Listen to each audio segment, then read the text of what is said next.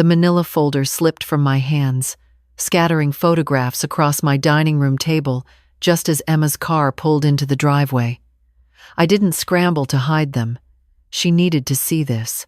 After 3 weeks of watching my granddaughter transform from a confident young woman into someone I barely recognized, I was done being quiet. Emma burst through the door, her face already set in that defensive expression I'd come to know too well. She didn't even look at me before the words came out. "Grandma, Marcus said you hired someone to follow him. Is that true?" I picked up one of the photographs slowly, studying it before meeting her eyes. "Sit down, sweetheart. I'm not sitting down until you answer me. Did you hire a private investigator to spy on my boyfriend?" "Yes." Her face went red. "How could you? You have no right." "I have every right when he's trying to steal your inheritance." I slid the top photograph across the table toward her. "His real name isn't Marcus Chen. It's Marcus Holloway. And you're not the first young woman with a recently deceased grandfather that he's targeted." Emma didn't look at the photo. "I'm done with this. With you constantly undermining my relationship, making me doubt someone who actually cares about me." "Emma, please." "No. Marcus warned me you'd do something like this. He said you've never liked him, that you've been trying to turn me against him since day one." She pulled her keys back out. "I'm going to stay with him for a while, until you can respect my choices." The front door slammed. I stood there alone in my dining room, the evidence of Marcus Holloway's previous cons spread across the table, and watched my granddaughter drive away. It had started 3 months ago, just after my husband George passed. He'd left Emma the 3 rental properties we'd built together over 40 years, plus a small apartment complex near downtown Miami. It wasn't a fortune, but it was enough to give Emma financial security for life if she managed it properly. George had insisted we set it up that way, wanting to provide for her future after we were gone. Emma had been devastated by his death. They'd been close. She'd spent every Sunday morning having breakfast with us, listening to George's stories about building his construction business from nothing. When he died suddenly from a heart attack, she withdrew from everyone for weeks. That's when Marcus appeared. I remember the day she brought him to the house. It was only 3 weeks after the funeral. I was still sorting through George's papers, trying to understand the full scope of what he'd left behind. Emma seemed lighter that day, smiling for the first time in weeks. "Grandma, I want you to meet someone. This is Marcus." He was polished in a way that immediately set off alarms in my head. Expensive watch, tailored suit, perfect teeth. Too perfect for someone Emma had met at a grief support group, which is where she said they'd connected. "Mrs. Patterson, Emma's told me so much about you and your late husband. I'm so sorry for your loss." His handshake was firm, his eye contact unwavering. "Your husband sounds like he was an incredible man." "He was." Emma mentioned he was in construction? "My father was too, actually. I grew up around job sites." Marcus smiled, settling onto the couch like he'd been there a dozen times before. "There's something about men who build things with their own hands, isn't there? A different kind of strength." The words were right, but something in his delivery felt rehearsed, like he'd said them before to someone else's granddaughter. "What do you do, Marcus?" "Real estate investment. I help people maximize the value of their properties, navigate the market. It's rewarding work, helping families build wealth." He reached over and squeezed Emma's hand. "Actually, I've been telling Emma she should let me take a look at the properties her grandfather left her. Not in any professional capacity, of course, just as someone who cares about her future. The properties are being managed by our family lawyer." Of course. I just meant that sometimes family lawyers don't have expertise in real estate specifically. The market in Miami right now is incredible if you know how to position assets correctly. He turned to Emma. "I was telling you about that mixed-use development going up near your grandfather's apartment complex? That's going to triple property values in that area within 2 years." Emma lit up. "Marcus thinks Grandpa's timing was perfect, like he knew the area was about to boom. Your grandfather bought that property because it was near good schools and had solid bones." He wasn't speculating. I kept my voice even, but Marcus caught the edge in it. "Absolutely. The foundation is what matters. He smiled again, that practiced smile. I should get going. Emma, want to walk me out? After they left, I found Emma in the kitchen, practically glowing. He's amazing, isn't he? So smart, so supportive. He's been helping me understand all the paperwork Grandpa left behind. Emma, you barely know him. Her face hardened. I knew you'd say that. You think everyone is trying to take advantage of me. I didn't say that. You didn't have to. I see how you look at him. She grabbed her purse. Marcus has been there for me these past 3 weeks more than anyone. He understands what I'm going through. He lost his father 2 years ago. I wanted to ask why a successful real estate investor in his 30s was attending grief support groups 2 years after his father's death. I wanted to ask why he'd zeroed in on my grieving granddaughter so quickly. Instead, I said, just be careful, sweetheart. I'm 26 years old, Grandma. I can take care of myself. The next few weeks, Marcus became a fixture. He was at every family dinner, always with helpful suggestions about Emma's properties. How she should modernize the rental units, increase the rents, maybe consider selling the apartment complex while the market was hot. You're sitting on over $2 million in assets, he told her one evening, spreading papers across my kitchen table uninvited. But they're not working for you. The return on investment is barely keeping pace with inflation. My grandfather built those properties to provide steady income, I said. With respect, Mrs. Patterson, investment strategies that worked 30 years ago don't work now. Emma's young. She should be aggressive with her portfolio, maximize growth while she can. He pulled out a glossy brochure. I've been working with a development group that's buying up properties in Emma's area. They're offering 20% above market value because they need to assemble a full block. Emma leaned forward, interested. 20% above market? If we move fast, the offer expires in 6 weeks. Marcus tapped the brochure. With that capital, you could invest in newer properties with higher returns, or even become a partner in the development itself. Turn $2 million into $5 million within 3 years. Or she could keep the stable income her grandfather intended. I stood up. Emma, can I talk to you privately? In the living room, I tried to stay calm. Something's not right about this. What's not right is you refusing to even consider that Marcus might actually be helping me. He's pushing you to make major financial decisions after knowing you for less than 2 months. He's giving me information so I can make informed decisions. There's a difference. Emma's voice rose. Why can't you be happy that I've found someone who treats me well and also happens to know about real estate? Is that so impossible to believe? Emma, no. I'm done defending myself to you every time I come over here. Marcus said you might react this way, that older people often resist change even when it's in their family's best interest. That's when I knew Marcus had been preparing her, planting seeds of doubt about me before I could raise concerns about him. It was calculated, deliberate. Just promise me you won't sign anything without having another lawyer review it first. Emma grabbed her keys. I don't need your permission, Grandma. The properties are mine. Grandpa left them to me, not you. After she left, I sat in George's study for a long time, surrounded by 40 years of his careful record-keeping. He'd been meticulous about every property purchase, every renovation, every tenant agreement. These weren't just investments to him. They were his legacy, his way of taking care of Emma long after he was gone. I picked up the phone and called Jonathan Reeves, our family lawyer. Jonathan, I need you to do something for me. Emma's new boyfriend is pressuring her to sell her properties. His name is Marcus Chen, says he's a real estate investor. Can you check him out? Marcus Chen? Jonathan paused. I'll look into it, but Crystal, Emma's an adult.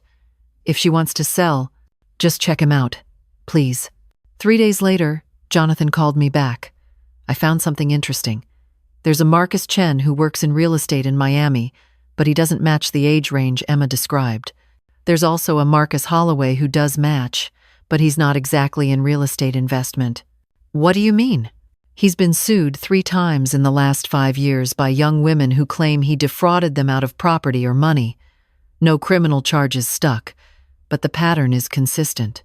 He targets women in their 20s who've recently inherited assets, gets them to sign over property or investment authority, then disappears. The amounts are always just under what would trigger major criminal fraud investigations. My blood went cold. Jonathan, Emma could sign over everything George left her. I know, but legally, there's not much we can do until he actually commits fraud against her. And if he's as careful as these lawsuits suggest, he'll make sure everything looks legitimate on paper. What about a restraining order? Based on what? He hasn't threatened her.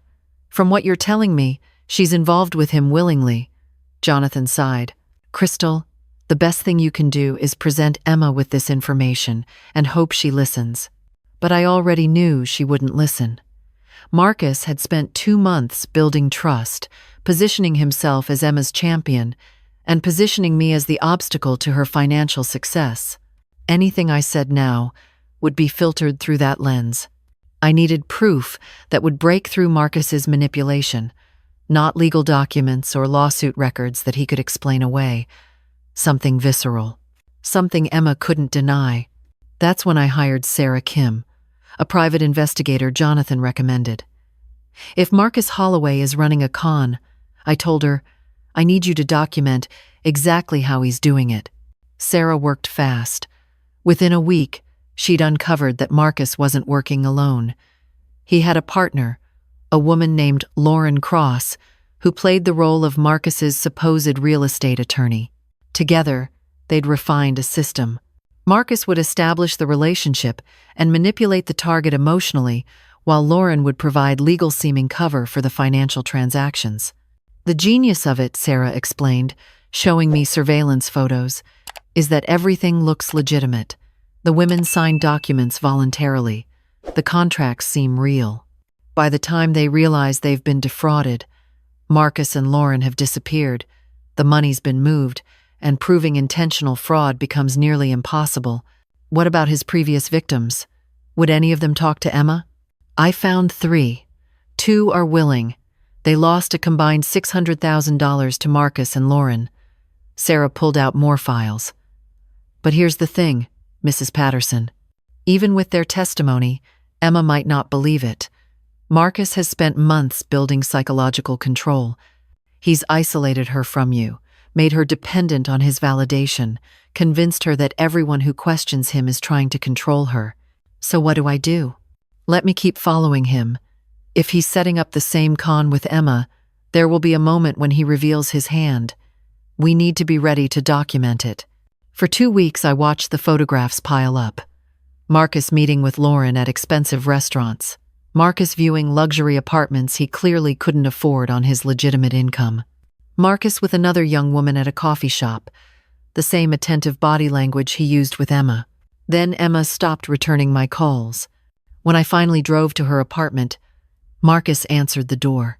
Mrs. Patterson, Emma's not feeling well. I need to talk to my granddaughter. She doesn't want to talk to you right now. She's very upset about the investigator you hired. He stepped into the hallway, closing the door behind him. I understand you're concerned, but you're pushing Emma away with this paranoia. Let me talk to her. Here's what's going to happen. Marcus's polished demeanor dropped away. Emma and I are getting engaged next week. After that, she's going to transfer management of her properties to my investment group. It's all going to be completely legal, completely voluntary, and there's nothing you can do to stop it. You're not going to get away with this. With what? Falling in love with a wonderful woman? Helping her make smart financial decisions? He smiled, but his eyes were cold. Emma's already signed preliminary paperwork with Lauren. In 2 weeks, she'll sign the final documents transferring full management authority. We'll run the properties for 18 months, collect all the income, then dissolve the company owing Emma a debt we'll never pay. By the time she figures out what happened, we'll be gone. Why are you telling me this? Because you can't stop it. Even if you record this conversation, which I'm sure you're not smart enough to do, it's your word against mine. Emma won't believe you. She loves me. He opened the door. "Enjoy the next 2 weeks with your granddaughter, Mrs. Patterson. After that, she'll probably never speak to you again." The door closed. I stood in the hallway, shaking with rage and fear. Marcus was right. Without Emma believing me, any evidence I presented would just look like a desperate grandmother trying to control her granddaughter's life. But Marcus had made one critical mistake. He'd assumed I wasn't smart enough to record him. I pulled out my phone and stopped the voice memo. His entire confession was captured. But Sarah had been clear even with this recording. It might not be enough if Emma was already psychologically committed to Marcus. I needed something more. I needed Emma to see Marcus for who he really was, to discover the truth herself in a way that would break through his manipulation. That's when I called one of Marcus's previous victims, a woman named Rachel Torres, who'd lost $200,000 to him 3 years ago. "Rachel, I need your help." 2 days later, Emma finally answered my call. "Grandma, I'm sorry I've been avoiding you. Marcus and I have been so busy planning." "Planning what, sweetheart?"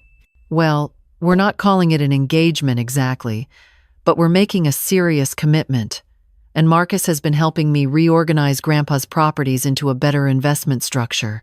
It's complicated, but basically his management company is going to take over operations, and I'll be a silent partner collecting distributions. It's going to free up so much of my time and generate better returns. Emma, I need you to meet someone. Her name is Rachel. Grandma, if this is another attempt to..." She lost $200,000 to Marcus 3 years ago, the exact same way. "Please, just meet with her. If you still want to sign those papers afterward, I won't say another word." Silence on the line. Then, quietly, "Where?" The coffee shop was neutral territory. Rachel arrived first, her hands shaking as she ordered tea. I'd seen the lawsuit records. She was only 28 now, which meant she'd been 25 when Marcus destroyed her life. Emma walked in 15 minutes late, her face set in defensive lines. She sat down without ordering anything. "I'm here because my grandmother asked me to be. But I want you to know that Marcus already told me about you." Rachel looked startled. "He did?" "He said there was a woman named Rachel who became obsessed with him after he ended their relationship, who made up lies about him stealing from her, who tried to sue him. He showed me the dismissal papers. The case wasn't dismissed. We settled because I couldn't afford to keep fighting in court." Rachel's voice was steady now. "Emma, everything your grandmother told you is true. Marcus destroyed my financial life. Why should I believe you? Because I was you 3 years ago." Rachel pulled out her phone. My father had just died. He left me his small chain of dry cleaning stores. I was grieving, lost, trying to figure out what to do. And then I met Marcus at a support group. He was kind, understanding. He said his father had died recently too, that he understood what I was going through. Emma's face flickered with something. Recognition? Maybe? Within 2 months, he convinced me to let his management company take over the stores. I signed papers I didn't fully understand, and then over 18 months, every cent of profit disappeared. When I finally got suspicious enough to audit the books, the company was dissolved and Marcus was gone. Rachel's hands tightened around her cup. I lost everything my father had built. I had to sell the stores for a fraction of what they were worth, just to cover the debts Marcus had hidden in the company structure. Marcus showed me. I know what he showed you. Legal papers that make it look like I'm crazy or vindictive or both. He's very good at creating documentation. Rachel leaned forward. "Emma, I'm not the only one. There are at least 3 other women I've found. We all have the same story. Young women who inherited property or assets. A father or grandfather who recently died. Marcus appears at exactly the right moment, and then everything our family's built is gone." Emma stood up. "I don't have to listen to this." "He has a partner," I said quietly. "A woman named Lauren Cross, who pretends to be a real estate attorney. Have you met her yet?" Emma froze. "How do you?" "Because she's part of the con.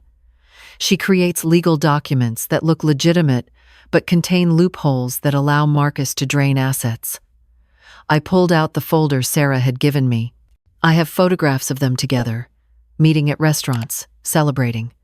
Surveillance of Marcus with another young woman he's targeting right now. You're lying. Emma, sweetheart, please look at the photos. She grabbed the folder, her hands shaking.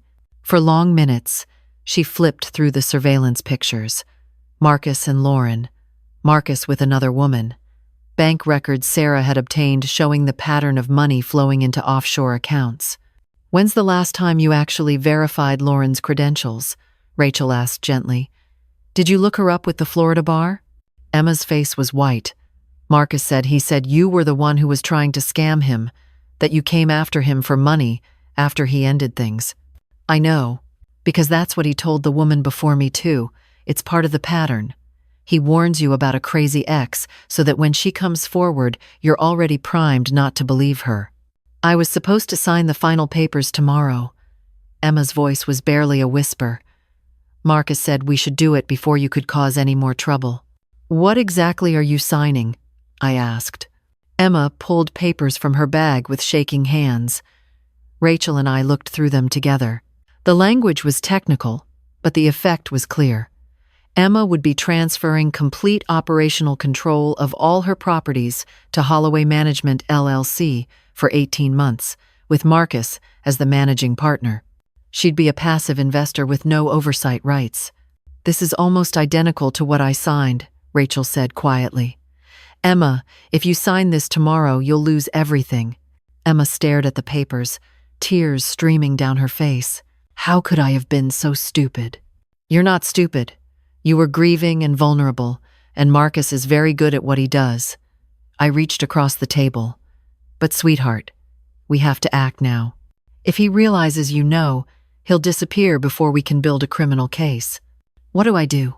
Over the next hour, we made a plan. Emma would go to the signing meeting tomorrow as scheduled, but instead of signing, she'd confront Marcus while Sarah documented everything. And I'd be there as backup, along with Jonathan and a police detective who'd agreed to attend based on the evidence we'd gathered. That night, Emma stayed at my house. We sat up late, and she told me everything. How Marcus had slowly isolated her, making her feel like I was trying to control her life. How he'd positioned himself as the only person who truly understood her. How he'd gradually convinced her that selling her grandfather's properties was her idea, not his. He was always so subtle about it, she said. Every suggestion felt like it came from a place of caring. How did you know? Because I knew what your grandfather wanted for you, and I knew that anyone pushing you to make major financial decisions this fast wasn't looking out for your interests. I took her hand. George built those properties brick by brick so you'd always have security. He'd never want you to gamble that away on a quick profit. I miss him so much. I know, sweetheart. I do too. The next morning, we met at Lauren's office, an expensive suite that looked legitimate. Marcus was already there, smiling that practiced smile. Emma, Mrs. Patterson, I'm surprised to see you. I wanted to be here when Emma signed such important papers, I said calmly. Of course. Marcus's eyes flickered with something. Uncertainty, maybe. But Lauren was smooth, ushering us into a conference room with leather chairs and expensive art on the walls. Let's get started, Lauren said, sliding papers across to Emma. These are the final management transfer documents we discussed. Once you sign, Holloway Management takes over operations, and you'll start receiving quarterly distributions within 60 days. Emma picked up the pen. Marcus visibly relaxed.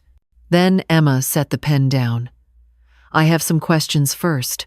Of course, Lauren said. Why does the contract specify that I have no oversight rights? That seems unusual. It's standard for passive investment structures. You don't want to be bothered with day-to-day operations. But I'm transferring full control of over $2 million in assets. Shouldn't I have some mechanism to review how they're being managed? Marcus leaned forward. Emma, we talked about this. Trust is the foundation of our relationship. You said you trusted me. I do. But I'd like my lawyer to review these papers before I sign. Emma pulled out her phone. He's actually on his way now. The room temperature dropped 20 degrees. Marcus and Lauren exchanged a look. That's not necessary, Marcus said. We've already had attorneys review everything. Then, another review shouldn't be a problem. Emma kept her voice level, and I'd never been prouder of her. Marcus stood up. Emma, I thought we were past this. You're letting your grandmother poison your mind again.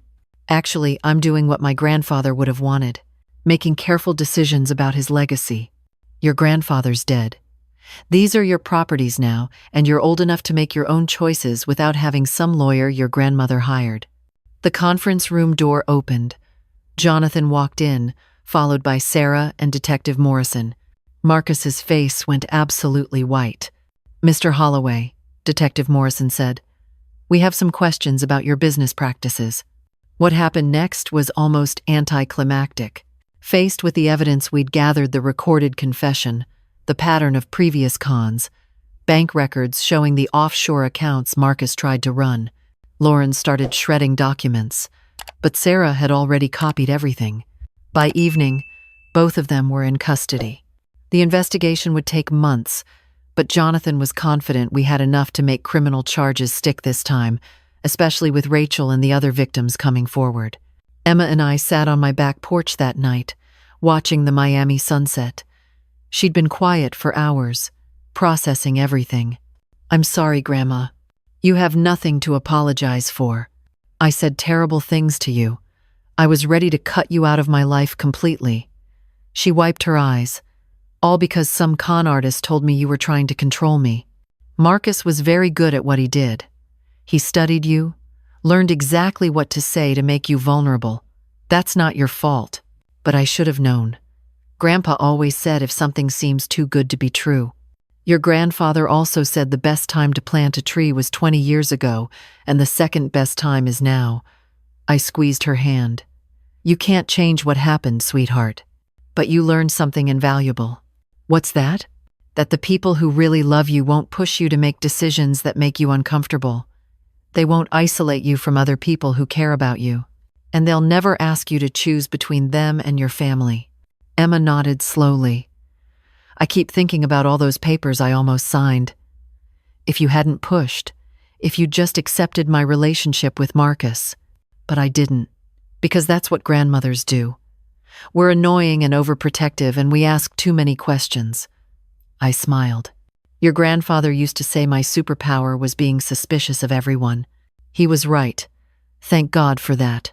Over the next few weeks, Emma threw herself into learning everything about the properties George had left her. She met with Jonathan, with legitimate property managers, with other landlords.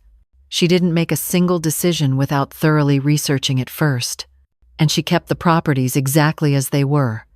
The steady rental income George had structured, the long-term tenants he'd built relationships with, the maintenance schedule he'd established. Marcus kept saying Grandpa's approach was outdated, Emma told me one afternoon, sitting at my kitchen table with spreadsheets. But looking at these numbers, Grandpa was generating consistent 5% returns year after year. That's better than most of those aggressive growth strategies Marcus was pitching. Your grandfather wasn't trying to get rich quick. He was building something that would last. 3 months after Marcus's arrest, Rachel came to visit. She and Emma had stayed in touch, forming an unexpected friendship born from shared trauma. I wanted to show you something, Rachel said, pulling out her phone.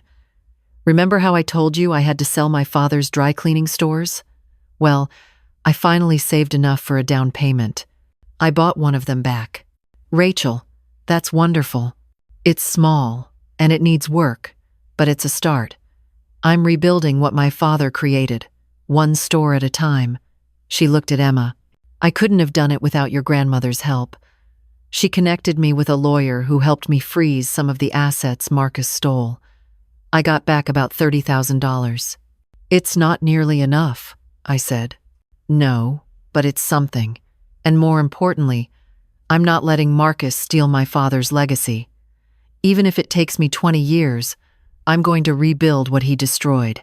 Watching Rachel leave that day, I thought about George, about how he'd spent 40 years building something solid for Emma. about how close we'd come to losing it all. That evening, I went to George's study. I still hadn't moved any of his things. His reading glasses were on his desk, marking his place in a book about real estate investing he'd never finish. "You were right about Emma needing protection," I said out loud, knowing it was silly to talk to someone who wasn't there. "But you were also right that she's strong enough to face the truth when she needed to, smart enough to learn from it." My phone rang. "Emma. Hey, Grandma. I was thinking about Sunday breakfast. Want to start that up again?" "I'd love that, sweetheart." "Great. And I was wondering if you'd want to be more involved with managing the properties? I know Grandpa left them to me, but this was your legacy too. You helped build all of this." "Emma, he left them to you for a reason." "I know, but that doesn't mean I have to do it alone. You have 40 years of experience I'd be stupid not to use. Plus, I kind of like the idea of working together, learning how you and Grandpa built all this." After we hung up, I sat in George's study a while longer, looking at the photographs on his wall. Us buying our first rental property. Us at the ribbon cutting for the apartment complex. Us with Emma at her college graduation. George had known what he was doing. He'd left Emma the properties, but he'd known she'd need help managing them. He'd counted on me being there, asking questions, being suspicious, protecting what we'd built together. "I've got her, George," I said quietly. "She's safe, and she's going to be just fine." The manila folder was still on the dining room table, evidence for Marcus's trial. Looking at it now, I realized that what I'd been protecting wasn't just money or property. It was something more important. The knowledge that when someone you love is in danger, you fight for them even when they don't want you to, even when they hate you for it, even when it costs you your relationship with them. Because real love isn't about being liked. It's about doing what's right, even when it's hard. Emma had learned that lesson the difficult way, but she'd learned it. And now she'd spend the rest of her life building on the foundation George and I had created, making it her own, eventually passing it on to the next generation. That was worth every difficult conversation, every moment of doubt, every time Emma told me I was interfering, because in the end, family isn't just about blood or inheritance or property. It's about protection, about sacrifice, about loving someone enough to be the villain in their story until they're ready to see the truth. Marcus Holloway had underestimated that. He'd thought he could isolate Emma, make her choose between him and her family. He'd counted on her being young and grieving and vulnerable. But he'd forgotten one thing. Emma wasn't alone. She had a grandmother who'd spent 40 years building something worth protecting, who knew exactly what con artists looked like because she'd spent a lifetime dealing with contractors and tenants and business partners, who loved her enough to be hated, if that's what it took to keep her safe. The trial would come eventually. Marcus and Lauren would face justice. Rachel and the other victims would get some closure, even if they never got back everything they'd lost. But for now, Emma was safe. The properties George built were secure, and every Sunday morning, just like before, Emma would come over for breakfast. We'd talk about the week ahead, about tenant issues and maintenance schedules and long-term planning. And we'd remember George, not with sadness, but with gratitude, because his legacy wasn't just buildings and bank accounts. It was family. It was the lesson that some things are worth fighting for, worth protecting, worth sacrificing for. That's what grandmothers do. We fight battles our grandchildren don't even know they're in. We ask uncomfortable questions and refuse to accept easy answers. We trust our instincts when everyone else says we're overreacting. And sometimes, when we're very lucky, we save them just in time.